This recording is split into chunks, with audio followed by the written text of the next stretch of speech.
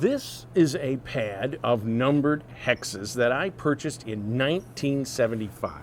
This pad has 54 hexes running top to bottom, 39 across. Why it is that ratio, I do not know.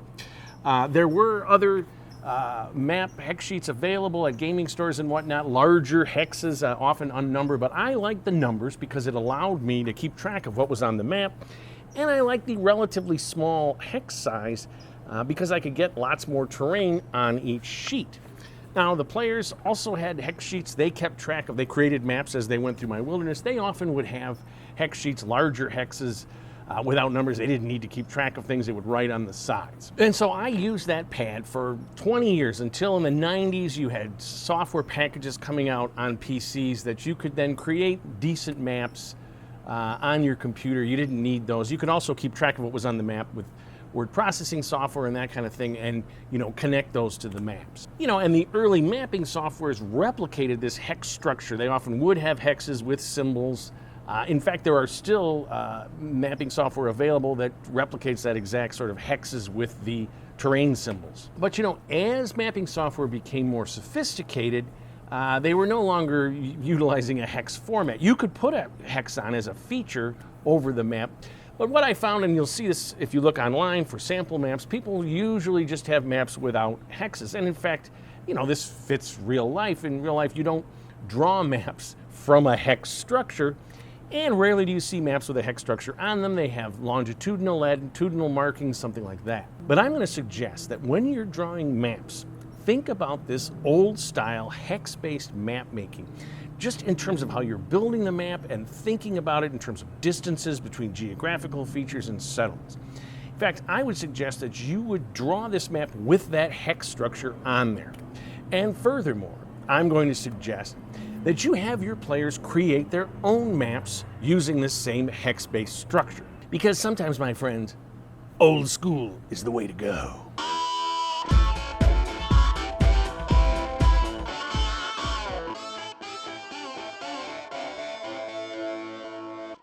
Hello again, folks. KR King here, helping one and all homebrew their own D&D campaign. So in some previous videos, I've shown some mapping software packages, specifically Dungeon Draft and Wonder Draft. In the last video, I talked about scale, and I used a hex structure to give an idea of the scale of maps, using the same size map, but different geographical areas. And as I said in my intro today, I'm going to talk about the old days of map making, that when we just drew them by hand using hexes, and how you can in fact use that to facilitate creating maps, but also have your players have that sense of exploration and accomplishment when exploring your world by drawing out the maps that you've made with that hex structure. So first of all, let's talk about drawing. The thing about having a hex structure on the map as you're creating it, whatever the software package is, now you have a very set idea, visible idea, of the distances between the geographical features on your map, whether it's terrain features or settlements or the distance from one end of the continent to the other. And the thing about that is it allows you to have a visual cue in terms of balancing the ideas of game mechanics versus the realism of your world. And this is very obvious when you're physically creating a map on a hex paper because you're filling in each hex as you go along. So for example, this is a hex sheet. This is the first hex sheet of the oldest version of a world I have. I don't know if it was my first. This is when I was about 15 years old. I started this world. So this in fact became a 10-sheet continent in my world, and I will show you the complete 10 sheets in a moment. And as I said, I played on this for 20 years, and the reason was once I had the size of the map and everything and those 10 sheets, there was enough area for player movement and whatnot that they couldn't necessarily, there'd be plenty in terms of hexes, all sorts of things to discover and whatnot with a map of that size. And travel in those days, there wasn't, airships and things. Sea travel was always kind of deadly, and, teleporting around was very tricky. Because we ran whole campaigns where characters went up to 10th or 12th level and used 2 of those hex sheets because it's a lot of hexes. Now, I always used 5-mile hexes when I started playing. A lot of the modules and the things we had in those days were based on 5-mile hexes.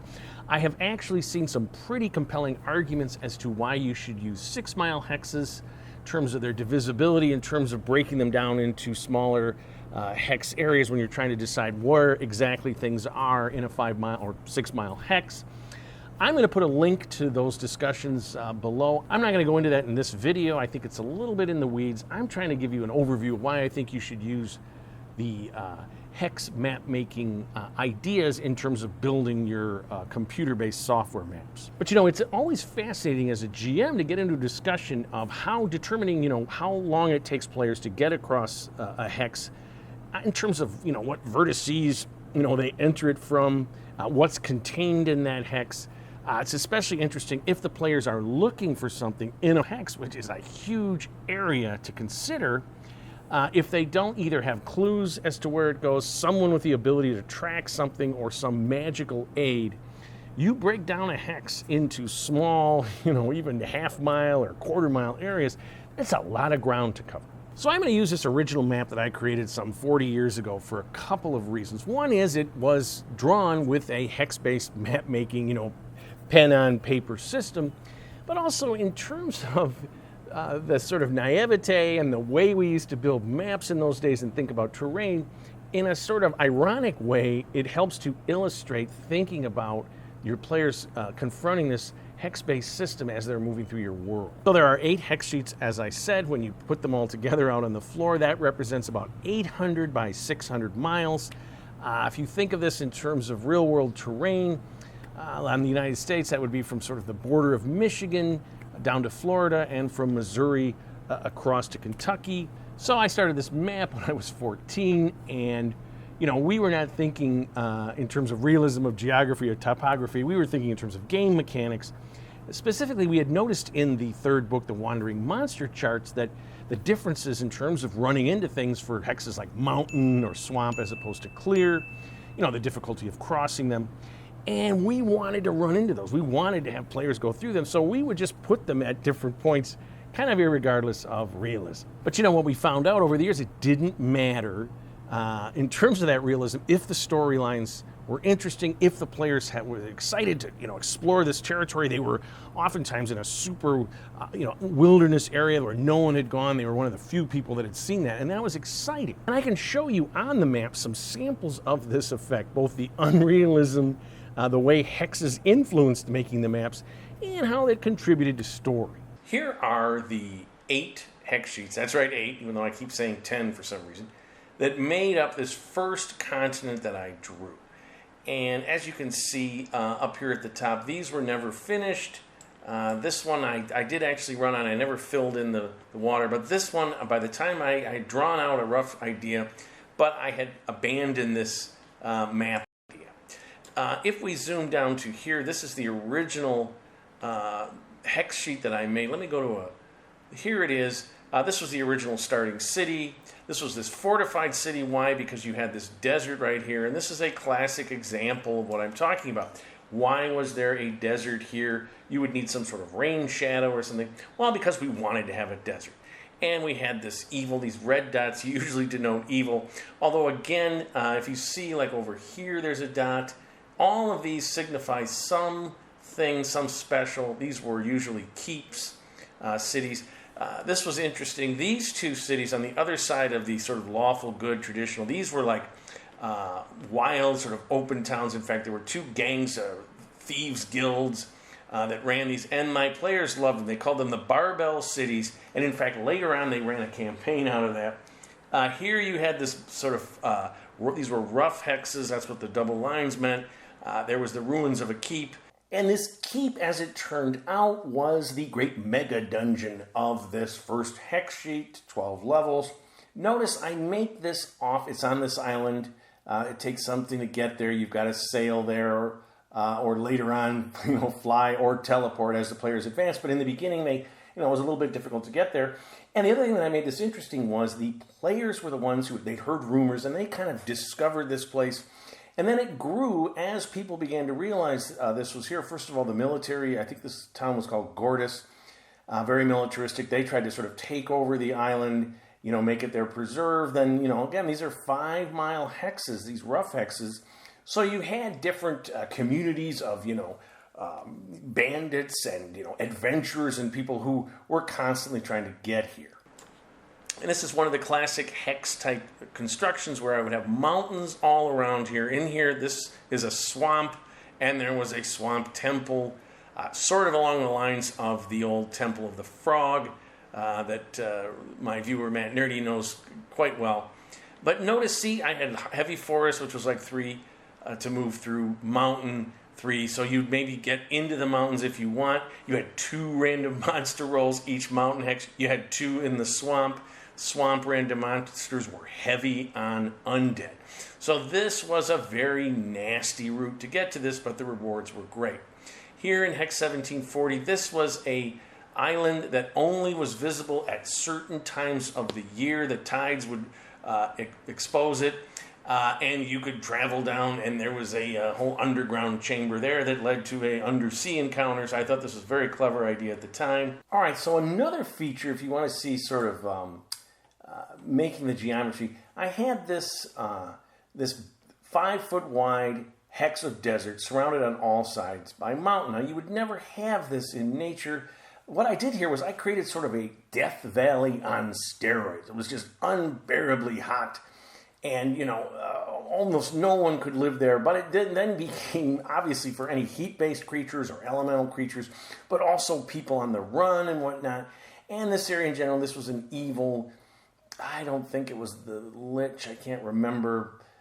Don't remember now. And again, I lost my card box. But again, thinking about a feature like this that would never exist in a real setting, sometimes this can be really great in terms of gameplay. Now, another thing that we did in those days was, if you look up here, all the rivers ran along the hex sides. We did this purely because we were building this using hexes, and we thought we would always, you'd have to cross the river from one hex to another. And then if you were on the river, you know, on ships or something, or flat boats or something, you were in that river hex. This was just a function of using the hex mapping thing that we developed, but I'm not sure I would do this anymore. So obviously, when we're putting a hex structure on a computerized map, we're not going to have rivers that are following the hex lines. You're going to have river hexes, and those rivers will dominate. That will be a river hex.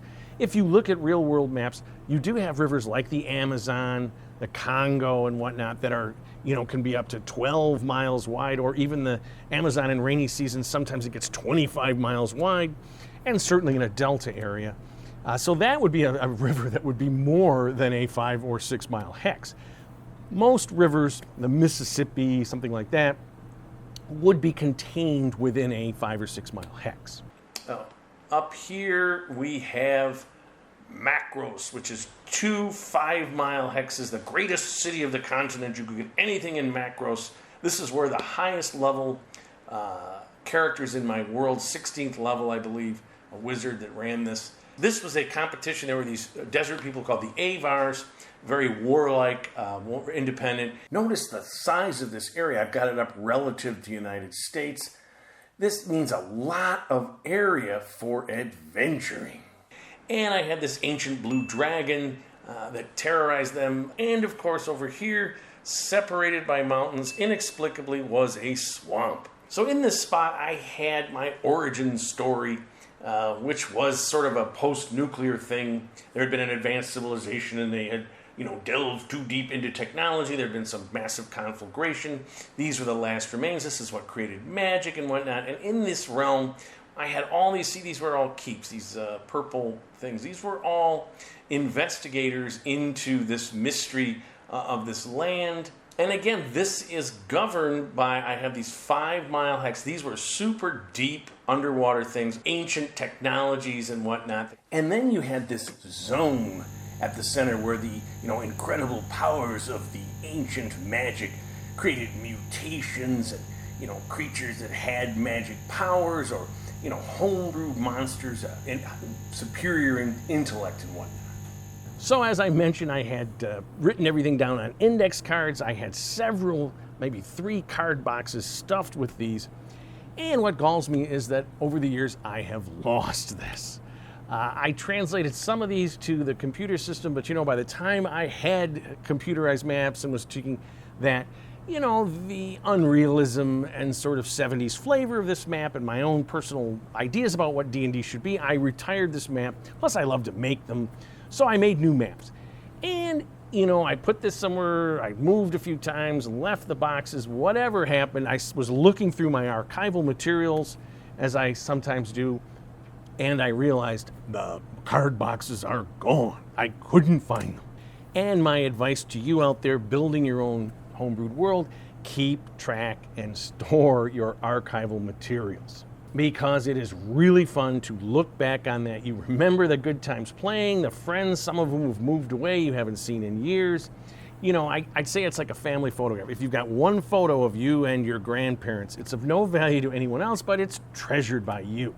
And another interesting aspect of this is that you will often find players remember more about your world than you do, because if it's an exciting campaign, maybe the only one they ran with you, they know the details, whereas, you know, I've run hundreds of campaigns. So I run into people, you know, at reunions or just hadn't seen them in years, and they say, oh my God, remember when we were in the Arctic wasteland and we ran into the frost dragons? And I'm like, yeah, but I'm thinking to myself, and the only other thing about the hex concept is it gives you an easy way to think about how a terrain feature or feature of civilization is going to affect that hex. So if you have a town in a 5-mile hex, outside of that you're going to have agricultural areas that are supporting that town. If you have mountains, within that you're going to have ravines, you know, a pass through there. As the mountains at the other hexes, you're going to have hills if you want some realism in terms of how the mountains develop. And you're going to have a sense of the distance, especially like the forbidden areas that I talked about when looking at my old map, how far those are from civilization. So here's the thing. I would suggest to try in your tabletop game, after you've created a map using the hex-based concept, is to have your players create their own maps. Get them some hex paper, and I'm going to put some links below as to where you can get some hex paper if you don't have it at a local game store. I really think that you and your players will find this old school method of mapping in a campaign very satisfying. It gives them a sense of where they are in their world. It gives them a sense of accomplishment as their map becomes more and more complete. And it provides a visceral sense of the distances between places. And the thing is, the quality of the players' maps is up to them. They might just do it with pencil and just very simple symbols. They might want to get more ornate.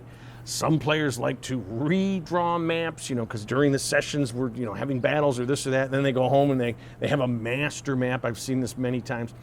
It's up to them, and don't put any pressure on them to have a good map. The map is just there as a tool to keep track of where things are and where they've been.